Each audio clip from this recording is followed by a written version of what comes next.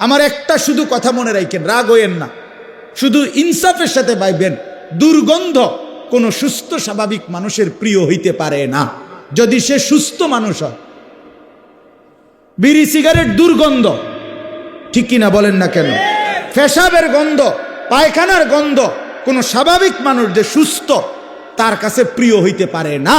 অতএব বিড়ি সিগারেটের দুর্গন্ধ এটা কোনো সুস্থ স্বাভাবিক মানুষের কাছে প্রিয়, পছন্দনীয়, তার ব্যবহারের জিনিস এটা হইতে পারে না।